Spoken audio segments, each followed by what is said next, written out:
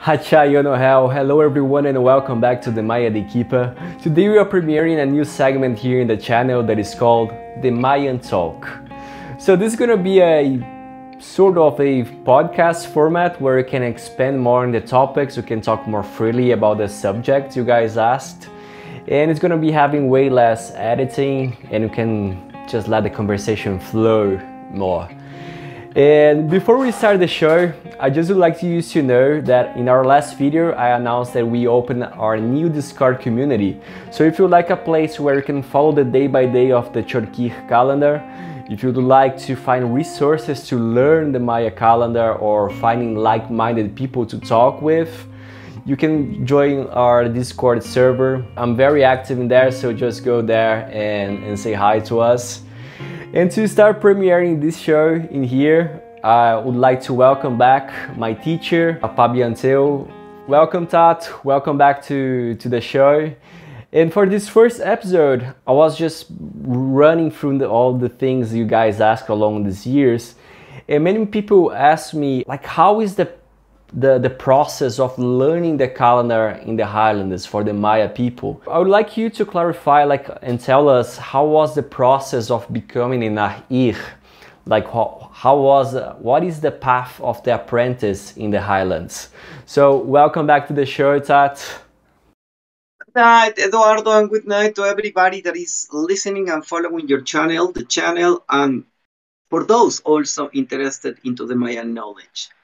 In the highlands of the Quichean Mountains, let's say the Quichean region to whom I belong, the areas of NAWAL, the place of my town, the surrounding, Tuwitzak, one of the biggest, very well-known, Tuwila, that is another very well-known town of Ahir. The knowledge is not just like given. The knowledge is not just like you knock a door and there's going to be a person that is going to tell you, will you want to open or to be open to this? No. In the traditional ways, you can be sincere, yes, and ask for knowledge, but you're not going to really receive classes. What you are going to do is going to live the life of the person that is going to become to be your guide. It could be a woman, it could be a man, it could be both at the same time, like going with a man, with a woman. It entangles a lot of things in the intermediary point. As I said, usually, that is the common thing, you don't pay for the preparation. The way in which you do the interchange, in which, let's say, pay back, although it's not by money ways, is that you work for them, you help, you carry, you assist.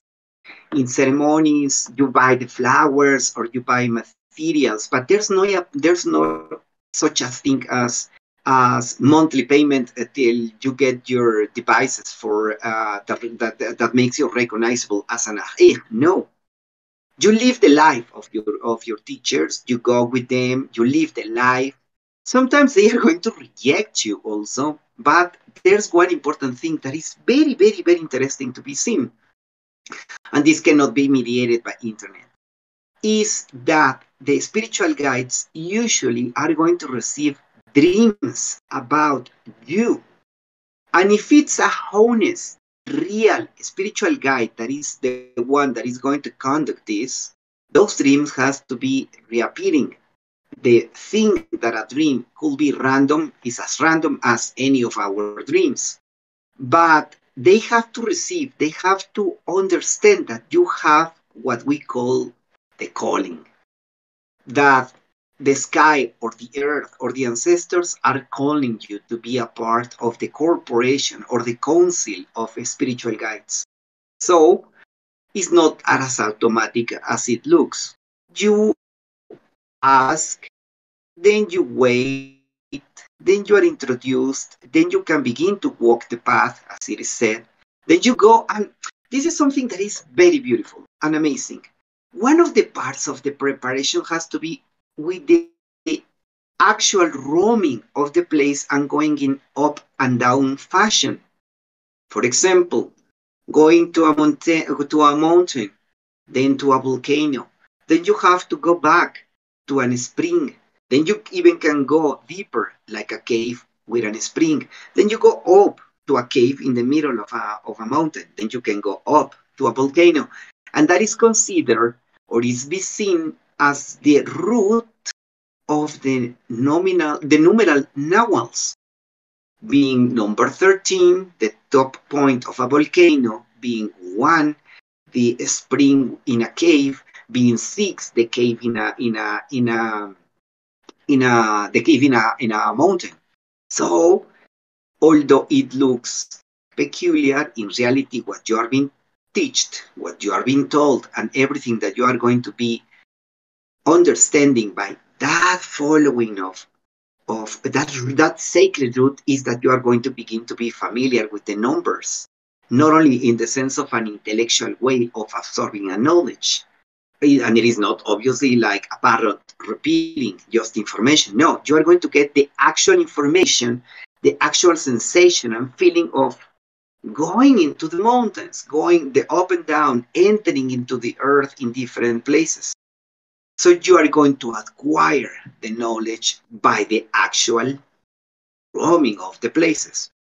Another thing is that the nawals, the nominal nawals, which in Quiche begins with bats and ends with Nahuatl, are also being taught not necessarily in a direct way. It can be in a ceremony, it can be through a dream, it can be through an activity, when you cut your hair, when you prepare the fire for a ceremony, when you see a person in pain and your heart feels compassion for to do something, then little by little you begin to be introduced into what is the realm of the Nawals. So there are nothing like sit down, I'm going to tell you what to do. Sit down, I'm going to give you the indexes. That is not by any ways or any mean.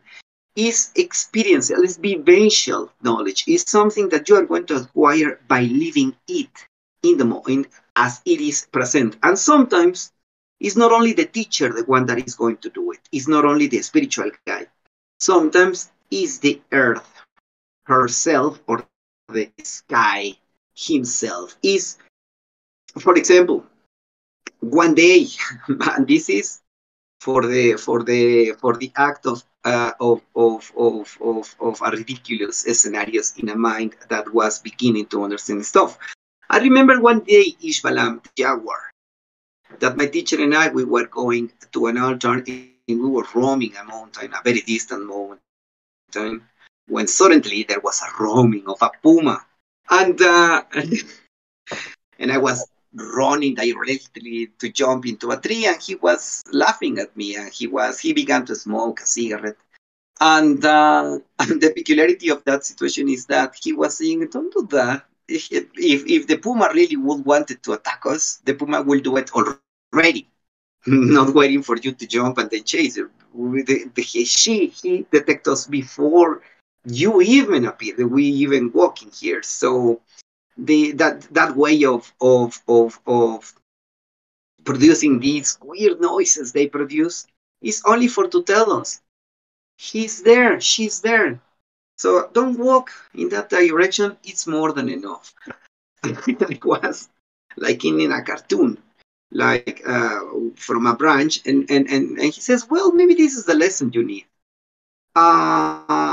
In this world, everything is alive and everything has a way of a dialogue. And having a way of a dialogue means that you can also establish a communication. If I began to smoke, well, a little bit later, if I began to smoke, is to send another scent for me to also say something about where I am, which is my spot. So, curiously, after some minutes, in my terror, the puma was up there on the mountain and was beginning once again to begin this screaming, these yellings, these sounds. Exactly, the puma was going away. So although the actual thing was going to go to an altar to perform a ceremony for Nawal Ishbalam, the jaguar, the feminine jaguar, what I got was a real sense that everything is in a complete dialogue. Everything is conscious. Everything has a way of communication, but you have to pay attention. It is not necessary to react as in those ways. It is not necessary to think that is only a wild species that is going to eat me. As my teacher, that takes says, well, if the puma would wanted to eat you, you were already dead flesh. So I climbed back and I said, well, that's a peculiar, such a signal. For my mind, in those days was still like, I need more proof about this. Well, later on I got it. But what I'm trying to express and say is that the Maya ways of understanding, learning, entering, and having a way of a continuous understanding of the calendar, the 30 numeral nawals and the 20 numeral nawals is by the experience. You are exposed, you go. And as I said, in the Mayan ways also, as in so many other indigenous peoples on the earth, we consider everything to be imbalanced. So you have to pay back or you have to give back. In our cases, is usually being assistant, providing assistance, living the life of the teachers, helping, going, healing on your own. When you're an apprentice, you have to heal and to see. Because one of the most important parts of the Mayan calendar, along with dreams that I also mentioned, is experience. You can get whatever, you can download every single page of the that you found in the internet, and then you are going to get that knowledge in the sense that you are only reading whatever. The real stuff comes with the experience. When you know how to distinguish a specific phenomena from the other, and when you do already can identify, for example, which is the difference between a cabal, that is a holder of clarity, and NAWAL, no, which is thinking processes holder. They look similar. They have peculiar, but they are not the same. There's a moment in which experience, living, going along, and being presented, sometimes even left alone with experience as such, is what is going to get not only an intellectual understanding of NAWALs and the apprenticeship as such, but also a bodily, a corporal, conscious experience of the NAWALs. And that is the real preparation of an ahir, the conscious corporal ways of understanding something, and not only by the brain of the mind. And that is a complexity. During the preparation, you are also going to see the agricultural processes. You are going to see the cycles of the earth, the way the seed is prepared, the way the seed is introduced into the earth, how the earth has to be fertile, the first signs of the lightning and thunder, the electrical storms, the first rains, the change in the water, the change in the clouds, the change in the darkness, in the obscurity of the night, the light, the position of the stars, then the breezes, the winds. So everything begins to be like in a complex net of experiences and perception, and the teacher, the only thing that is doing is introducing you. Is not giving you classes. The teacher is not going to make any examination, or is not going to give you 10,000 obstacles. Not really. So the learning is always experience, through experience. And what is the result of this is that whenever you fail in thoughts, your body already knows. That is very, very wise. Yeah, it is.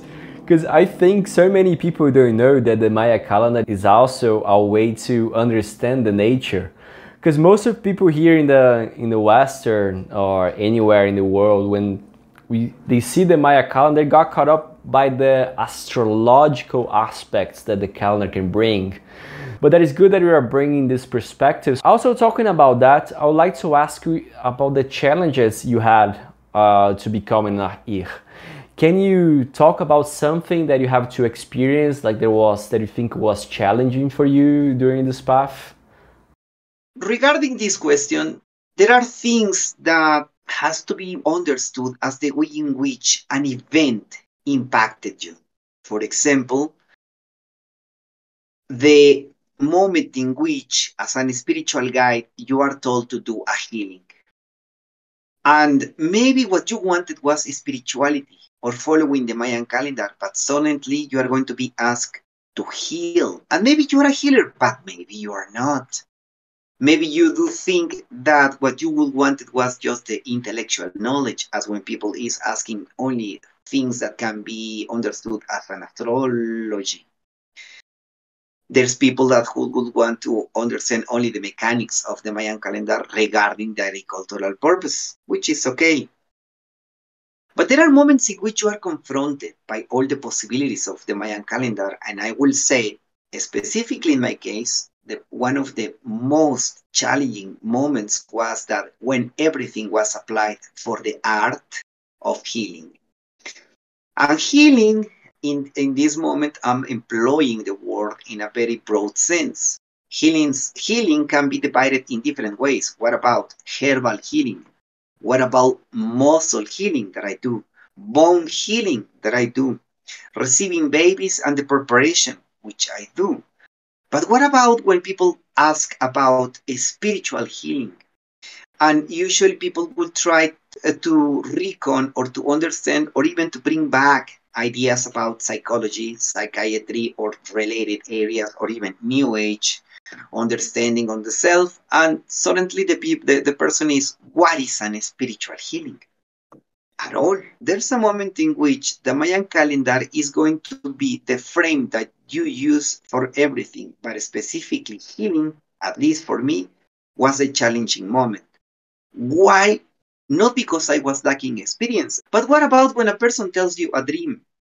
You have to use the Mayan calendar work frame, not necessarily the art of dreaming of Freud, or not necessarily applying other ways of understanding life, or scientific paradigmas already accepted or not, or in transition. You have to use the Mayan calendar. There's a moment in which the challenging point is that you have to understand that whether you can intellectually explore ideas from other cultures, anyways, you have to rely on the calendar. And there's one moment in which the calendar is going to give you all the answers, and then you can begin to heal. But then everything is also be intermixed with the sense of who you are. Who do you really would want it to be? Would you want it to be a healer? Are you going to face the challenge of being doing something you were not prepared to? Okay, it is also honest to say I cannot or I will not, but it's also very, very interesting to see when you say, okay, I will do it. I will make my chantings, my prayers, or I will do the actual work of doing some healing with combining techniques as healing with herbs and messages and providing a spiritual consultation. What are you going to do? The Afir in reality has a lot of preparations. First of all, is a person that knows agricultural purposes. Additionally, you can understand the stars. Additionally, you can use the herbs. Anyways, you are surrounded by in the mountains. Then you can be what can be called like an astrologist. Yes, you know character and impulses, and you know the development of those along with consciousness since the pregnancy times and then the birth. Then you can be a musician, a dancer, a ceremonial chanter, a weaver. You can have, and you can be all of them also if you have the talent. So there's going to be a moment in which when you are confronted with something, you're going to use every thread of knowledge that you have been cultivating. But the real moment is when you are confronted not only, and this is the resume of my answer, the real challenge comes when you are confronted not only with your reality and your possibilities, but with the other necessities and your act of intervention that obviously both parties will want to be successful.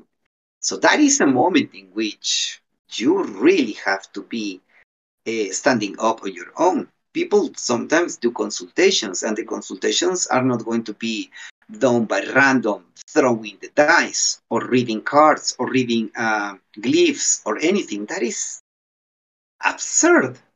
And sometimes people are going to ask you things, and you have to be keen prepared to understand what is the need of the people. You will not be answering this. This is not my position, and it is the position of several that you are not going to be giving indirect answers or just things for you to interpret or to say such an ambiguous things that can be interpreted in any way. You have to answer exactly what the people need.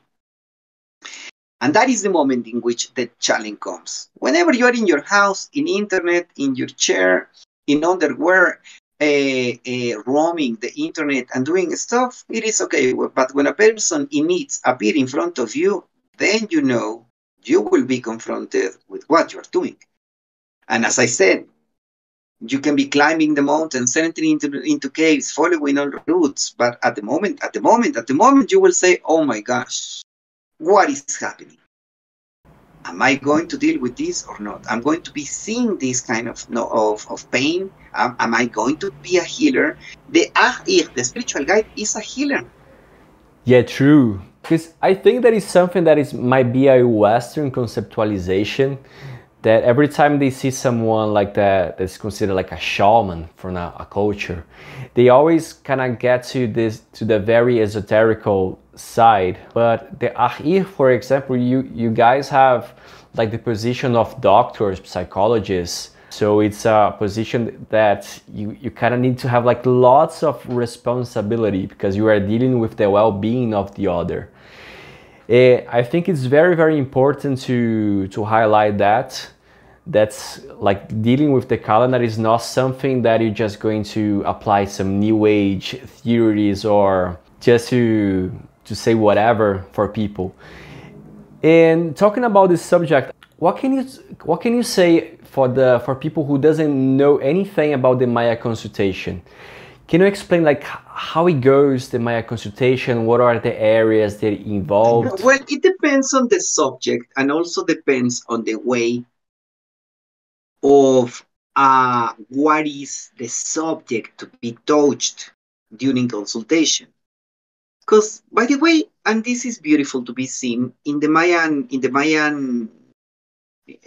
Maya ways of the old times, people used to also come to look at you, come to consultation, asking for the meaning of your birthday. Which is my NAWAL, they ask. What are the implications of my NAWAL? What is the path that I have to follow according to my NAWAL? And those style of consultation can be that. A ways of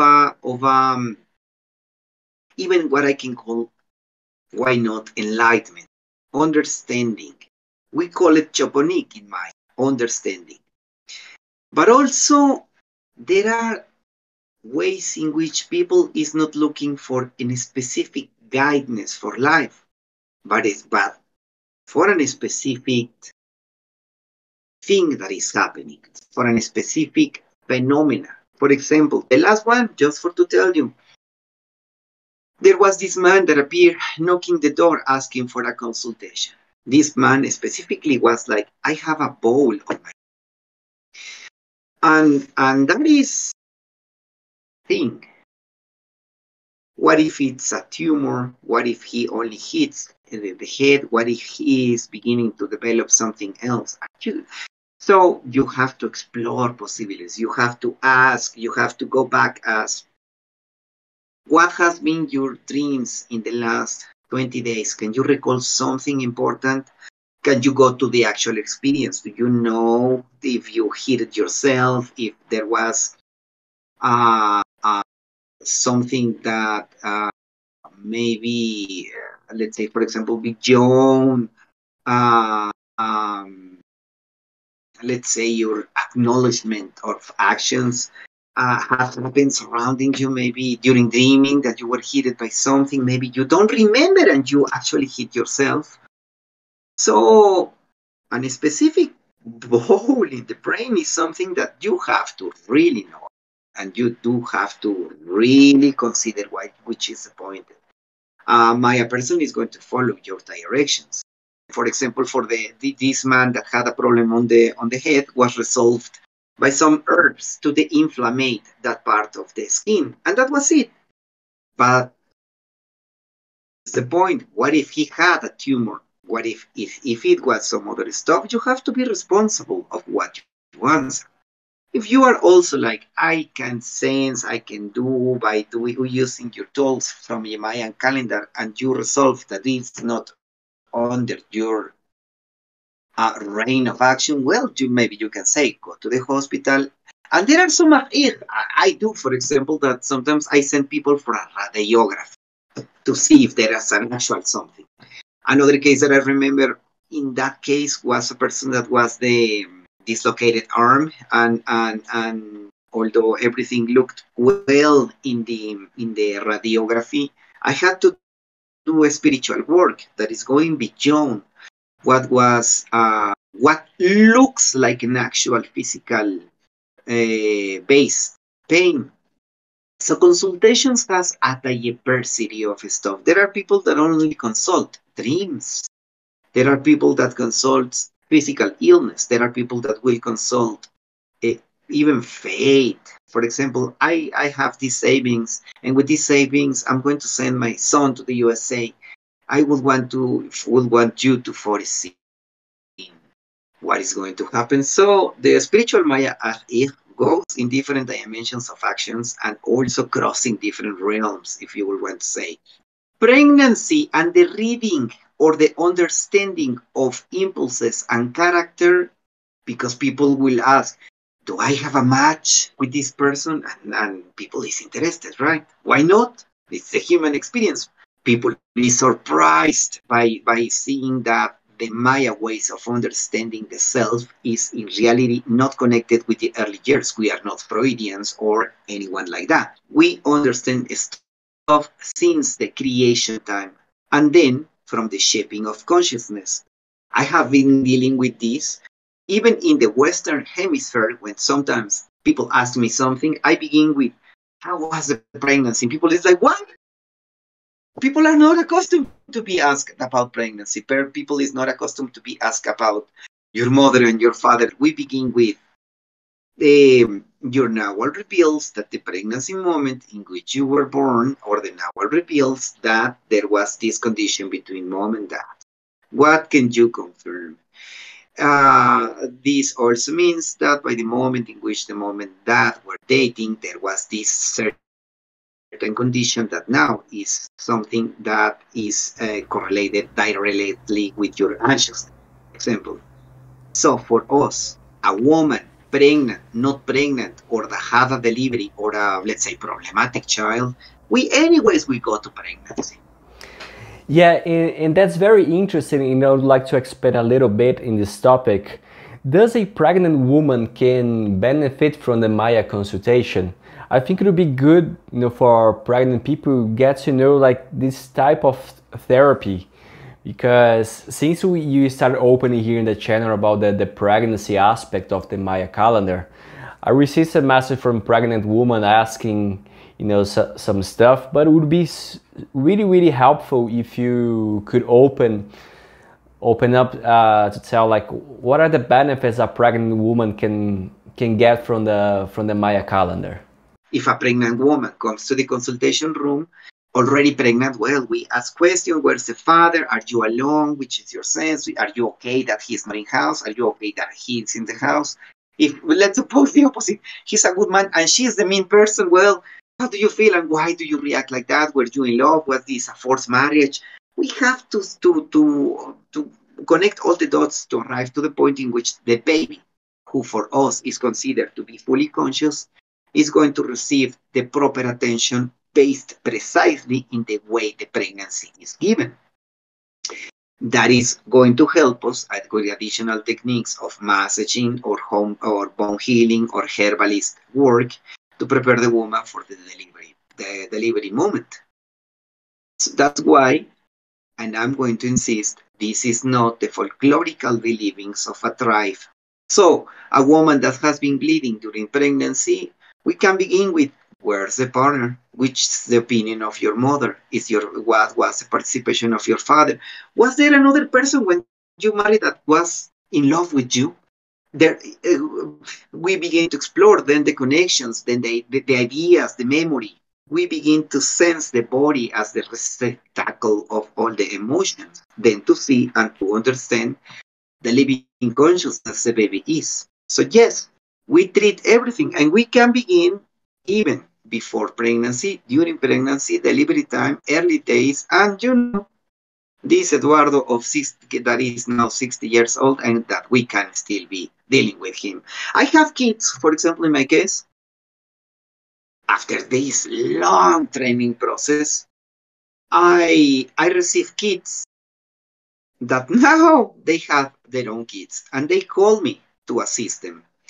Whenever I am in the lands, I can do it. When it is not, I can recommend people, or I can just do the directions. So telephonic, 20 years ago by telephone. Now, well, we can do an actual phone call, video calling, and I can do stuff. It's better, obviously, to be present, but it's not a necessary condition. With pregnant woman, it's better someone to be there to help in the case, let's say, for example, excess of anxiousness, bad dreams or stuff. But believe me, I have received babies that now have their own babies, and they are very grateful by the assistance of that. And I'm so happy about that. I mean, a permanent state of joy whenever I hear that. Hey, Tat Fabian, I'm pregnant, and it's like, oh my gosh, I remember when you were born. Yeah, that's very beautiful. I think that's one of the most beautiful aspects, of getting to learn the Maya calendar. I think, like there is no way you can not fall in love with the culture. So everyone watching this, if you would like to go on a consultation with Tata Pabiantel, everything you need to know how to contact him is going to be here in the link in the description down below. And also, if you'd like to purchase his book, The Birth of the Universe, to dive deeper into this subject of the pregnancy. And there is also a new book from his teacher. It's called El Contador de Flores. El Contador de Flores. That is the poetry of my teacher. This man that I'm telling you that he was on when the puma begins to speak. One of the wisest person that I can say, with all the honor, with all the love, I will say one of the wisest persons that I have ever met. Yeah, it's true, and as you said, like, it's always important to remember the teacher, the ones who to pass the knowledge for us. And it was great, everything that you taught us, in this episode today.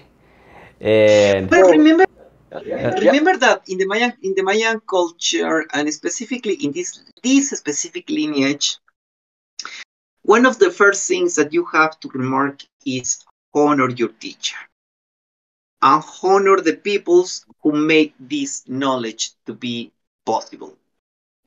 Then honor the knowledge as such. This, like the sec, always honor the knowledge. And the third principle is honor yourself. It's exactly the opposite as in these modern times. The guru is always the light, the center point, the epicenter. In the Mayan ways, is totally the opposite. It's like, I am a Papianteu, I am an apprentice of the Wadrian Warchach Salam in Tijoshel, the apprentice of, or the alum, or the disciple of Nan Ia Leiyong, the midwife. And then you honor your teachers, you honor the knowledge, and you honor yourself. It's the opposite. It's not like, okay, I am this and that, and the bringer of peace or light or whatever. And here is your teachers. You have it's your credentials. Yeah, true. And that was great for today. It was great to get to know a little bit more about your story, sharing that with our audience in here. So guys, if you're interested to learn more about the Maya calendar, as I said in the beginning, if you'd like to follow the day by day, the link of our Discord community is going to be down below. Just go there, hop into our Discord community to say hi to us. and get to know more like-minded people. And now I think we can wrap it up for today. That was great to get to know more about your story, more about everything.